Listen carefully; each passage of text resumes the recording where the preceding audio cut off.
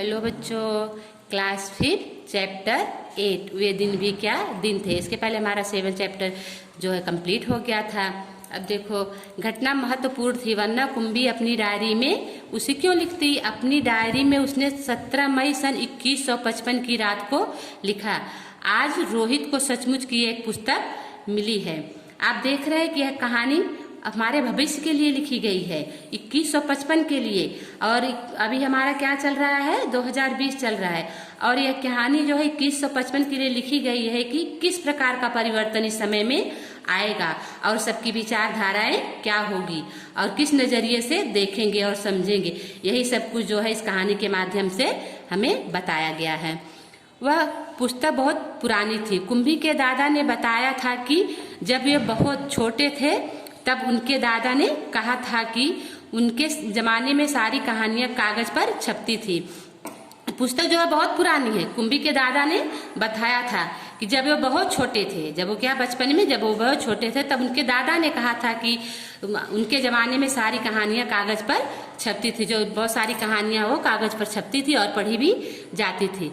पुस्तकों में पृष्ठ होते थे जिन पर कहानियां छपी होती थी और हर पृष्ठ पढ़ने के पश्चात दूसरा पृष्ठ पढ़कर आगे पढ़ना होता है। जैसे हम बुक वगैरह पढ़ते हैं तो हमारा अगर पहला पृष्ठ समाप्त हो गया है तो हम आगे पढ़ते हैं ना, तो ऐसे हो आगे पढ़ना होता है। सारे शब्द स्थिर रहते थे, इधर उधर की बातें नहीं हो। जो सच्चाई होती थी वो सारे शब्द जो है अस्थायी होते थे, चलते नहीं थे जैसे आजकल पर्दे पर चलते हैं। जैसे आजकल वीडियो वगैरह सब देखते हैं, पर्दे पे चल रहे, पहले ऐसा कुछ नहीं था।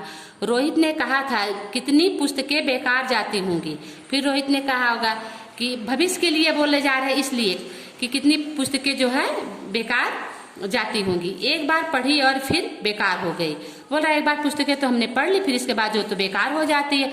अब तो हमारे टेलीविजन पर पर्दे पर ना जाने कितनी पुस्तकों की सामग्री आ जाती है। और आज के समय में हमारे टेलीविजन पर बहुत सारी पुस्तकों की सामग्री आ जाती है और फिर भी यह पुस्तक नई की नई रहती है। और जो पुस्तक हम ला के पढ़ते हैं वो तो रख दिए कोने में तो पुरानी हो गई, पर टेलीविजन पर जो सामग्री आती है वो नई की ही नई रहती है। कुंभी ने भी रोहित की हाँ में हाँ मिलाई। कुंभी ने जो है रोहित की हाँ में हाँ मिलाई। फिर पूछा तुम्हें यह पुस्तक कहाँ मिली। उसने पूछा कि आपको यह पुस्तक कहाँ मिली। रोहित ने बताया अपने घर में एक पुराना डिब्बा कहीं दबा पड़ा था। तो फिर रोहित बोल रहा है कि अपने घर में एक बहुत पुराना डब्बा था, उसमें एक दबा हुआ पड़ा था, उसी को फेंक रहे थे, उसमें से यह पुस्तक निकली। पुराना कचरा जो था उसको फेंक रहे थे, उसमें से जो है पुस्तक मिली। इसमें क्या लिखा है, स्कूल के बारे में लिखा है। कुंभी ने पूछा कि इसमें क्या लिया। रोहित ने बोला कि जो है इसमें स्कूल के बारे में लिखा गया है। स्कूल। कुंभी ने प्रश्न किया स्कूल, उसके विषय में लिखने को ही क्या है। बोल रहे स्कूल के विषय में कौन सा प्रश्न लिखने की बात है। हर विद्यार्थी के घर पर एक मशीन होती है जिसमें टेलीविजन की तरह का एक पर्दा होता है। वो बोल रहा है कि हर विद्यार्थी के घर में जो एक मशीन होती है और उसमें टेलीविजन की तरह जो है एक पर्दा रहता है जो नियमित रूप के उसके सामने बैठकर हमें यह सब याद करना होता है। जो वह मशीन हमें बताती है सारा गृह कार्य करके दूसरे दिन उसी मशीन में डाल देना होता है। हमारी गलतियां बताकर फिर वह हमें समझाती है। वो मशीन होगी, मशीन हमारे भविष्य काल में होगी, अभी के लिए बातें नहीं हो रही है। वो जो सब मशीन के द्वारा होगा। एक विषय पूरा होने पर वही मशीन हमारी परीक्षा लेकर हमें आगे पढ़ाना आरंभ कर दी। एक सब्जेक्ट हमारा कंप्लीट हो गया तो दूसरा जो हमारी परीक्षा लेने के लिए वो आगे बढ़ाना आरंभ कर देती है। कहते कहते कुंभी थक गई। ये सब बताते हुए जो कुंभी थक जाती है, अंत में बोली कितना उबाऊ होता है यह सारा स्कूल का काम। बोल रही कितना उबाऊ होता है, कितना मतलब बोरिंग होता है जो स्कूल का सारा काम होता है। रोहित मुस्कुराते हुए उसकी बातें सुन रहा था। रोहित मुस्कुरा रहा था, उसकी बात जो है सुन रहा था। अरे बुद्धू, जैसे स्कूल का वर्णन एक पुस्तक में है इससे भिन्न होता है। बोल रहा है कि ये बुद्धू, स्कूल का वर्णन इस पुस्तक में उससे भिन्न होता है। जैसे स्कूल में होता है ऐसे पुस्तक में नहीं लिखा गया है। इसमें तो उन स्कूलों के बारे में लिखा गया जो सदियों पहले होते थे। आजकल के स्कूलों के बारे में नहीं लिखा गया है जो है सदियों के पहले होते थे। कुंभी के मन में कुछ उत्सुकता जगी। कुंभी के मन में वो बात को जानने के लिए जो है उत्सुकता जगती। बोली फिर भी उसके सामने यह मशीन के बने अध्यापक तो होते ही होंगे।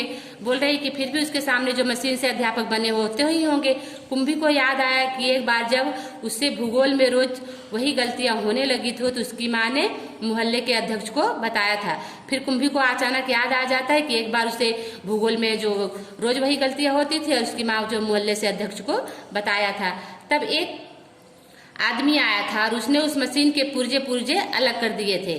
तब फिर एक आदमी आया, उसने मशीन के सारे पुर्जे को, मशीन के जो सब पुर्जे वगैरह होते हैं सबको अलग कर दिए।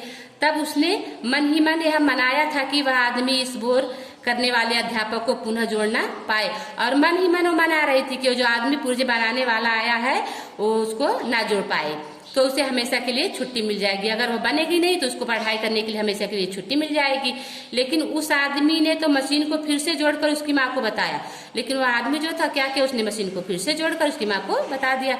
लगता है मशीन के भूगोल की चक्की कुछ तेज रफ्तार पर थी, और लग रहा है मशीन की जो चक्की है वो कुछ बहुत मतलब तेज रफ्तार पर थी। सो आपकी लड़की के लिए उसे समझना कठिन हो गया था। वो बोल रही मशीन की रफ्तार जो थी बहुत तेज थी, इसलिए जो आपकी लड़की जो उसको अच्छे से समझ नहीं पा रही थी। मैंने अब उसकी गति कुछ धीमी कर दी है। उसने बोला कि मैंने उसकी गति जो है तेज थी उसको धीमी कर दी। सो आशा है अब ठीक रहेगा। उसने बोला कि आशा कर तू अब सब ठीक ही चलेगा। और कुंभी को उसी समय भूगोल का सबक सीखने बैठ जाना पड़ा, और जब मशीन बन गई तो कुंभी को जो है भूगोल का सब्जेक्ट जो है पढ़ने के लिए बैठना पड़ा। मन ही में उस मशीन अध्यापक को कोसती रही, और मन ही मन गुस्सा हो रही थी, अध्यापक को कोस रही थी कि इसने मशीन क्यों बना दिया। तभी रोहित ने कुंभी के सोचने के लिए सिलसिले को तोड़ा, और कुंभी सोच रही थी तो रोहित ने उसके सिलसिले को जो सोच रही थी उसको तोड़ दिया। बोला हाँ तब अध्यापक तो होते थे, बोले तब तो अध्यापक होते थे, परंतु मशीन नहीं, स्त्रियां और पुरुष होते थे। परंतु पढ़ाने के लिए मशीन नहीं होती थी, स्त्री और पुरुष होते। क्या कहा, कहीं कोई स्त्री या पुरुष इतने सारे विषय हमें सिखा सकता है? बोले क्या कह रहे हैं, कोई स्त्री या पुरुष हमें इतने सारे विषय एक साथ सिखा सकते? क्यों नहीं? उसने बोला क्यों नहीं सिखा सकते, वह बच्चों को सारे विषय समझाते हैं, वो सभी बच्चों को सारे विषय जो अच्छी तरह से समझाते हैं, गृह कार्य देते हैं और प्रश्न पूछते हैं। अध्यापक बच्चों के घर नहीं जाते थे, अध्यापक जो बच्चों के घर नहीं जाते, बल्कि बच्चे के एक विशेष भवन में आज जिसे स्कूल कहते हैं, बच्चे पढ़ने के लिए एक जगह इकट्ठा होते हैं, विशेष भवन जो जिसको हम स्कूल कहते हैं, एक जगह पढ़ने के लिए वे। कुंभी का अगला प्रश्न था, तो क्या सब बच्चे एक समय में एक जैसे ही चीजें सीखते थे? तो बोल रहे क्या सभी बच्चे एक साथ एक ही चीजें सीखते थे? हाँ, एक आव के बच्चे एक साथ बैठते थे। बोला हाँ, जो एक ही आव के बच्चे जैसे छोटे बच्चे हैं छोटे बच्चों के साथ बैठते, बड़े बच्चे बड़े बच्चों के साथ बैठते, जो हम उम्र वाले होते हैं एक साथ ही बैठते। लेकिन माँ कहती है कि मशीन अध्यापक हर बच्चे के समझ के अनुसार पढ़ाता है।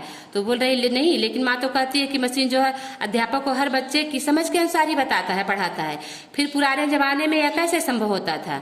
तो बोल रही फिर पुराने जमाने में कैसे संभव होता है, तब वो लोग इस प्रकार नहीं करते थे। तो बोल रहा है तब वो जो लोग थे पहले वो इस प्रकार नहीं करने, रहने दो तुम्हारी इच्छा ही नहीं है। वो बोल रही रहने दो, अब तुम्हारी इच्छा ही नहीं बताए तो मैं वो पुस्तक तुम्हें नहीं दूंगा।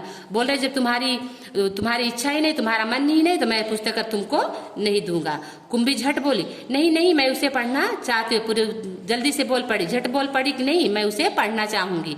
कि तब स्कूल कैसे होते थे, कि हमारे भविष्य में स्कूल कैसे होते थे, कितनी अजीब अजीब बातें जानने को मिलेंगी। बोल रहा है पुस्तक मैं पढ़ूंगी तो इसमें कितनी अजीब अजीब बातें जो है हमें समझने को और जानने को मिलेगी।